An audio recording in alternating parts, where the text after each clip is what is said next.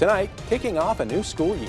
No matter what your role is, whether you're a teacher, administrator, but even those working in food services, the custodians, the bus drivers, everybody has a chance to create a mini culture and to be intentional about that and create a place that builds people. Plus, welcoming new teachers to Great Falls. With the first day of school just days away, new teachers are ready to meet their students. I'm Brianna Juneau with MTN News with the full story coming up. And later, some information on how to stay bear aware as we move out of summer. From Montana's news leader, this is the MTN 530 News. Good evening and thank you for trusting KRTV for your 530 News. I'm Tim McGonigal. First tonight, teachers and staff are back in the building as Great Falls Public Schools kicked off the new year with their annual Convocation event. MTN's Justin Robichaux shows us how the district is setting the tone for the 2025-26 school year.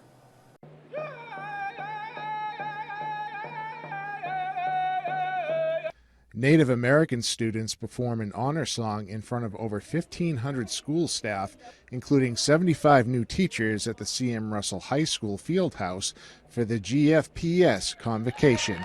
CMR alum and CEO of Next Level Leadership, Sydney Jake, served as the keynote speaker at the event. I just published my first book called Build What Matters, and so the whole message today is about the importance of building people. And educators can have such a great influence in our lives. Just excited to kind of motivate everybody to have what I call a next level school year as we truly focus on building the people and building what matters. Tyson Crea is one of those new arrivals. He will teach academic intervention at East Middle School, following in the footsteps of his family. Both my parents taught at East and Great Falls High, and it's really exciting to be working in the same district as they did. Chase Koenig is new to the Electric City and will teach English at Great Falls High School. Everybody's been insanely nice and helpful, and I'm from Missoula, so I just moved to Great Falls a couple weeks ago myself, and it's been awesome coming and visiting and seeing everybody and getting to know the school system. Jake says everyone in the district, no matter their role, can make an impact. No matter what your role is, whether you're a teacher, administrator, but even those working in food services, the custodians, the bus drivers, everybody has a chance to create a mini culture and to be intentional about that and create a place that builds people. In Great Falls, Justin Robichaux, MTN News. GFPS has welcomed a large group of new teachers to the district this year. MTN's Brianna Juneau caught up with some of those starting out this week. The countdown is on. I've always wanted to be a teacher since as little as I can remember. Dozens of new teachers are gearing up for their first day in the classroom. Many of them hired through the Great Falls Public School District's High Voltage Weekend, aimed at bringing fresh faces into the community. Born and raised in Great Falls, so I've been here. I've been in the Great Falls district my whole life. And now I get to be that person in the community that kids look up to and be a role model. High Voltage Weekend connects graduating students and future educators with the school district. And for some, it's a homecoming. And I've lived here my whole life. It seems like the education community is really supportive, the community I grew up in, and I was happy that I get to start here. Rennie Naparella is beginning her teaching journey as a 5th grade teacher at Sacagawea Elementary, the same school where her mom, who is also a teacher, got her start. My mom started in 5th grade here as her first year, so it's kind of funny that I'm going to be in 5th grade at this school as well. So just kind of full circle, and I'm excited. Not everyone is from the Electric City, and some new hires are taking a chance on Great Falls. My goal was to teach in Montana and teach high school math, and so I got both of those opportunities right away, and that was super exciting for me. And we've got a lot of amazing resources in our community, and just being able to be there for students and have people that are there for you as a teacher, and it's just so welcoming that it's a great place to be, I guess. I love it here. With the first day of school just days away, these new teachers are ready to meet their new students and start making a difference. In Great Falls, Brianna Juneau, MTN News. Speed limits, crosswalks, and bus stops are all under closer watch as school zones come back to life. Always slow down in school zones and near crosswalks. Also recognize the reduced speed limits during school hours. Maintaining distance and not passing school bus stops, also something important to remember. Between 2023 and 2024, Montana Highway Patrol saw a total of 144 school bus violations. So when you see a school bus that has, the little arm that comes out and all the lights going off, you want to stop, give the school buses about 30 feet of distance. And the really important thing to remember is if the school bus is facing north and there's southbound traffic, the southbound traffic also has to stop. Reckless driving penalties for drivers who pass a stopped school bus that's displaying the visual flashing red signal is a $285 fine for a first offense, and it goes up to $785 for a second offense. We have had beautiful weather for your Monday with lots of sunshine and dry conditions throughout basically the entire state of Montana. It's also been a warm day today. Temperatures are in the 80s in most spots right now. We're actually at 90 degrees in Fort Benton. The wind has not been much of an issue today. It has been pretty light for most of the day, and that's still the case right now. We are going to have very warm temperatures and mainly dry conditions tomorrow and Wednesday, and it will gradually become cloudier as we go through the next couple of days.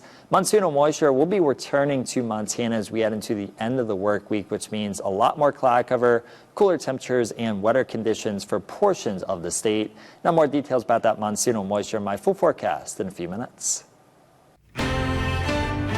Fire officials confirm a firefighter died Sunday while working the Bivens Creek fire in the Tobacco Root Mountains.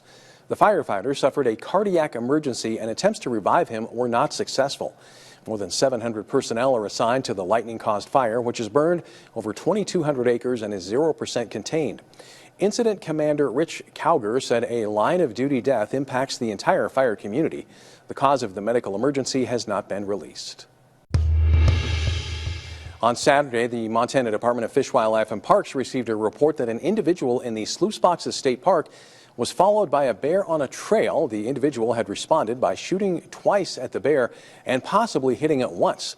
FWP cannot confirm the specific species of the bear involved in the encounter, but staff did discover 4 black bears in the area, none of which were wounded. The area where the encounter happened has an abundance of berries and chokecherries this time of year, meaning the black bears are often present. There are signs posted to remind visitors what it means to be bear aware this season. Now, last month, we met Colby Anton, an FWP black bear monitoring specialist doing research on the animals in the Little Belt Mountains, and he offered advice on what to do if you happen to have a close encounter with a black bear, starting with backing up and creating space. If you have bear spray, you can most certainly take that out and have it ready. And then, starting to assess what that bear is doing. You can start making noise and acting big around a black bear. That oftentimes lets them know that you're a potential threat, and they're probably going to leave the area. Pawn shops and metals dealers are sounding the alarm after reports of a fake gold scam targeting elderly consumers in Great Falls. MTN's Quentin Shores spoke with business owners to learn what they're seeing in the area and how to spot these scams. Now, if someone approaches you with stunner shades and fancy jewelry saying they're willing to give you their jewelry at a discounted price, and you're thinking this might be too good to be true, well, it's because it is. It's what we call in the industry gas station gold. It's a common scheme nationwide. A scheme that involves someone approaching you, typically at a gas station or parking lot, well-dressed and driving a nice-looking car. They'll tap your window or try to get your attention. Then they say they forgot their wallet and that they need some gas money to get back home. Hey, I have this jewelry, and they'll be wearing it, and they'll take it off. You can see here it's marked 18K, and then they'll say, all I need is, can you do like $400 or $500? In reality, it's just brass and copper, worthless metal bought for cheap and sold for hundreds. An easy way to tell if you have real gold is by rubbing it and smelling your fingers. Real gold should have no discernible smell, while fake gold will have a copper, brass, or strong metallic smell. And it's improperly and illegally marked, and they push it off on the unsuspecting, usually elderly people. Businesses like Grizzly Gold and Silver are kind enough to test the fake gold for free, educate you on the scheme, and take it off your hands. Typically, they see a constant influx of people scammed throughout the years. You see about 3 or 4 times a year that it kind of spikes. Right now, it is probably the worst we've ever seen. But Grizzly isn't the only pawn shop that's seen the scam. Yeah, roughly 5 years ago, we had the same scam that was kind of going through. We had some people come through town that were looking to sell gold. They had a vehicle that broke down. Corey Pierce from Elias Smith & Jones Pawn Shop said that the gold they presented was heavily plated, meaning that when they did an acid test on it, nothing showed up. But when they tested the jewelry with a magnet, you could have the jewelry move a little bit towards the magnet. And that's how we realized that the stuff was fake. Sadly, these culprits moved from state to state, making them difficult to catch. They've also become more confident with their approach, often targeting the elderly. So gold right now is $3,300 an ounce is what the scrap value of it is. If someone has an ounce of gold and they want $500 for it, it's way too good to be true, you know. They are being very brazen and stopping at local businesses, catching people in parking lots. It's unique and it's different than what we've seen in the past. In Great Falls, I'm Quentin Shores, MTN News. I'm Jonathan Ambarian in Helena. The Montana Department of Administration is putting out more information about their plan to centralize HR, IT, and procurement services for many state agencies. I'll have a closer look at what could change. From Montana's news leader, you're watching the MTN 530 News. Earlier this summer, we told you that the Gianforte administration was looking to centralize state agencies' human resources, procurement, and information technology services.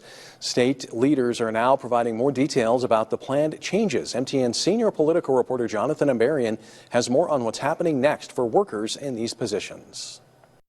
The Montana Department of Administration has been putting together documents like this one as they seek to explain why they're moving forward with a centralization of services for many state agencies. All of us are striving towards the same goal to try to increase our effectiveness, increase efficiency, make things easier for all of our employees and how they do that work, and have that consistency across the enterprise. So far, it's been a pretty positive conversation. Director Misty Ann Giles says DOA has been meeting with other agencies over the last few weeks to get a better understanding of their needs, and those meetings will continue. Currently, some larger agencies have their own staff to handle HR, IT, and purchasing. Under this change, those staff would start reporting to the Department of Administration. Day in and day out, employees will retain their jobs.